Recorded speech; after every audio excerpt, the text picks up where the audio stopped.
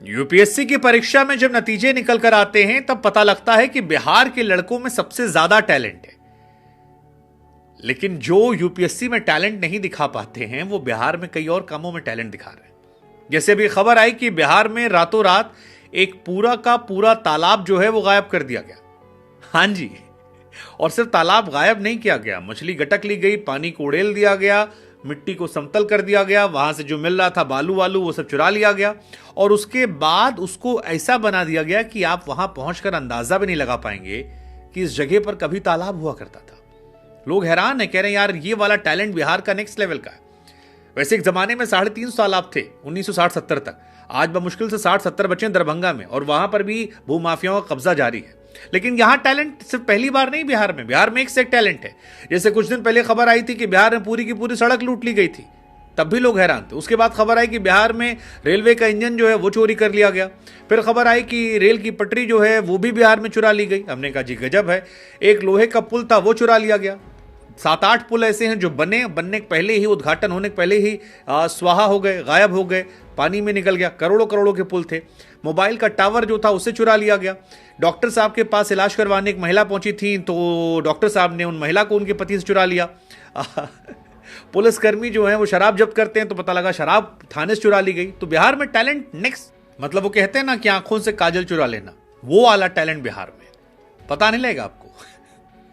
कई लोग तो मजाक में लिखे कि धूम 4 जो आने वाली उसकी स्क्रिप्ट चाहे तो बिहार से चुरा सकते हैं। लेकिन हमारे जहन में सवाल है कि यार बिहार में ये सारी कहानी होती क्यों है और क्यों इस तरह से मामले आते हैं। फिर पता लगता है शायद बेरोजगारी जो है वो बहुत ज्यादा है और पलायन होता है, भूमाफियाओं की नेताओं से साठगांठ होती है और शायद सबसे बड़ी वजह जो है वहां के नेता है। अलग अलग दौर में सरकारें आती हैं लेकिन वाकई में ग्राउंड पर परिस्थितियां अगर बदल देते तो शायद चीजें ना होती। फिर पुलिस वालों से शायद साठगांठ अच्छी होगी। इस वजह से वो बिहार जिसका एक ऐतिहासिक रिकॉर्ड रहा है, जिसका सांस्कृतिक इतिहास रहा है, उस बिहार को लेकर जब ऐसी मजाकिया अंदाज में लोग खबरें पढ़ते हैं और चटकारे लेते हैं तो हमको भी बुरा लगता है कि ऐसा क्यों हो रहा है। क्योंकि इस बिहार ने दुनिया को बहुत कुछ सिखाया है, खासतौर पर भारत को बहुत सारी पहचान दी है और बड़े बड़े विश्वविद्यालय, बड़े बड़ी पहचान पढ़ाई लिखाई से लेकर हर चीज़ में जिस जगह से पहचान निकली वहां पर ऐसी खबरें हैरान करती हैं। लेकिन इस खबर को समझना है तो थोड़ा पीछे चलिए, क्योंकि ये पहला मामला नहीं है। बिहार में 15 साल से बैन लगा हुआ था दरभंगा में, जहां पर ये पुल बना हुआ है। लेकिन जब इस खबर की डिटेल में आप जाते हैं तो आपको पता लगता है कि 350 तालाब हुआ करते थे 1960 में बिहार के दरभंगा खे में। 10 साल बाद फिर सर्वे हुआ, पता लगा 350 से वो बच गए केवल 220। बाकी सारे तालाब भूमाफियाओं ने गटक लिए। अब गटकने का फायदा क्या होता है कि जो लोकल अधिकारी होंगे उनको पैसा मिल जाता होगा, शासन प्रशासन वालों को थोड़ा दाम कौड़ी मिल जाती होगी। हालांकि इस बार पुलिस प्रशासन जो है वो कह रही है कि यार हम काफी कार्रवाई करेंगे। लोग कह रहे हैं कि भैया तालाब गायब हो गया हमारा। जैसे कि यहाँ के जो अधिकारी हैं वो गए हैं, एसडीएम साहब गए हैं, डीएम साहब गए हैं और इन सब की तरफ से एक स्टेटमेंट निकल कर आया कि हम लोग इस पर कड़ा एक्शन लेंगे। लेकिन इस एक्शन को अगर आप समझेंगे 1960 से तो आपको समझ में आएगा कि अगर एक्शन लिया जाता हर बार तो ये कहानी आती नहीं। क्योंकि 1989 में जो दोबारा सर्वे हुआ था 213 तालाब बचे। उसके बाद अगले 25 सालों में 100 तालाब जो थे बिहार में वो फिर से गायब हो जाते हैं। 100 तालाब 20 सालों में। बाकी छोड़िए 2021 आते आते ये तालाबों की संख्या जो थी केवल 119 बची, यानी 60-70 सालों में, 70-80 सालों में 350 से 119 बचे। अकेले कोविड में जब हम और आप परेशान थे, महामारी दुनिया को खाई हुई थी, परेशानी बढ़ रही थी, तकरीबन 20 से 30 तालाब ऐसे थे जिसे भूमाफियाओं ने गटक लिया और धीरे धीरे धीरे धीरे तालाब जो था वो छोटा होता गया। दरभंगा में एक तालाब है पुलिस थाने के सामने जो 10 बीघे में फैला था, उसको धीरे धीरे करके 6-7 बीघे में कर दिया और वहां पर दुकान खोल दी गई।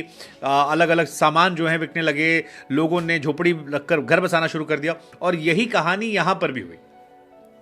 अब कभी तालाब के लिए जाने जाने वाला मिथिला जो था, अब वहां पर तालाबों की संख्या धीरे धीरे खत्म हो रही है और भूमाफियाओं, और इसके पीछे कोई रॉकेट साइंस नहीं है, बहुत सिंपल सी कहानी है कि जमीन के दाम जो हैं वो 7वें आसमान पर जा रहे हैं। शासन प्रशासन जो है वो ये जानता है कि दाम महंगा हो रहा है, भूमाफिया भी इस बात को जानते हैं और भूमाफिया इसीलिए चोरी छुपे होशियारी से काम करते हैं। वो क्या करते हैं कि धीरे से यहां पर सुटका देते हैं, एक एक तालाब वो गायब करते हैं और उसकी जगह पर जमीन खड़ी कर देते हैं। इस बार तो नेक्स्ट लेवल पे काम चला, मतलब तालाब से पहले पानी सुखाया गया, मछलियां मारी गई होंगी, उसके बाद जो उसमें से बालू वालू निकला उसको हटाया गया, पूरा वहां पर उसको समतल किया गया। अब सोचिए रात भर में समतल हुआ होगा, किसी को पता नहीं चला पूरे शहर भर में।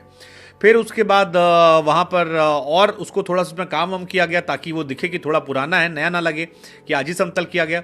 उसके बाद उस पर एक झोपड़ी भी खड़ी कर दी गई और ये सारा काम रात भर में चलता रहा, मामला होता रहा, किसी को कोई जानकारी नहीं थी। बाद में डीएसपी दरभंगा सिटी के अमित कुमार जो है पहुंचे, लोगों ने बताया, कहा भैया इस तरह से होगा तो मामला कहां जाएगा, इस टैलेंट को क्या कहा जाए। तो फिर ये हुआ कि ठीक है इस पर जांच पड़ताल करते हैं और जांच पड़ताल करके निकालते हैं। लेकिन हमको लगा यार जब 500 700 1000 करोड़ का पुल एक रात में ढह के गायब हो जाता है, जब रातों रात तालाब चोरी हो जाता है, जब सड़कें चोरी कर ली जाती हैं, रेल इंजन चोरी हो जाता है, रेल की पटरियां चोरी हो जाती है, मोबाइल टावर चोरी हो जाता है, तो फिर बड़ा मुश्किल है कि आप इस बारे में कुछ पता करेंगे। लेकिन जो भी है, दुर्भाग्य है ये बिहार का, बिहार के लोगों का, क्योंकि ऐसी खबरों की वजह से ही बहुत सारी तानों का सामना करना